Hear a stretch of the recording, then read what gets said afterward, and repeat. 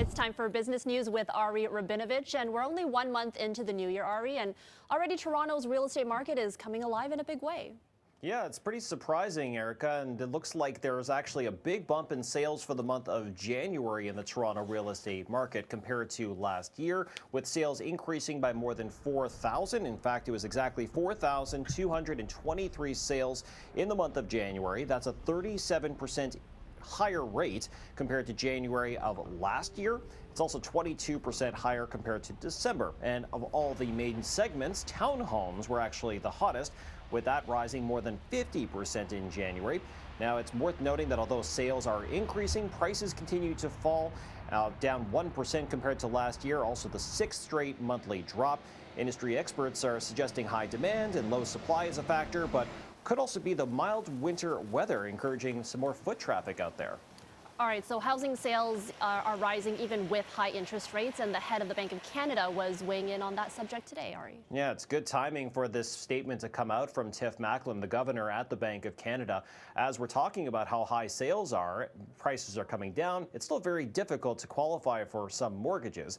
So Tiff Macklem, the governor of the Bank of Canada today, pretty much reiterated last month's statement in that interest rate cuts, it's still far too early to really have that discussion. There needs to be more evidence of inflation coming down, according to that statement.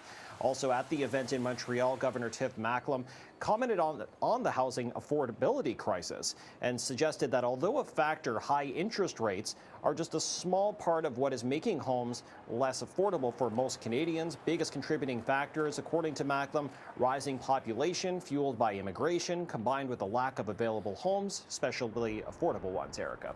Okay, and finally, what's real and what's fake on our social media feeds? I feel like it's more difficult every day to tell the difference, but a new feature could help us.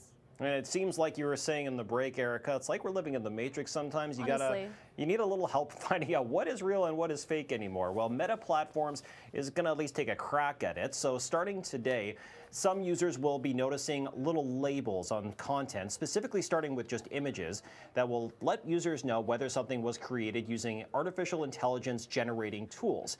Now, it's not clear yet how reliable it's going to be, but analysts are hoping, industry analysts rather, are hoping that it is reliable enough to help weed out some of the so-called misinformation tactics out there, especially surrounding elections. And it's going to start with images and eventually be expanded to video content as well as audio. Interesting. It's a good step, but we always need to be really aware of sort of the content that we're seeing and kind of keep an eye on that. Absolutely. All right. Thanks, Ari. That's City News business editor Ari Rabinovich.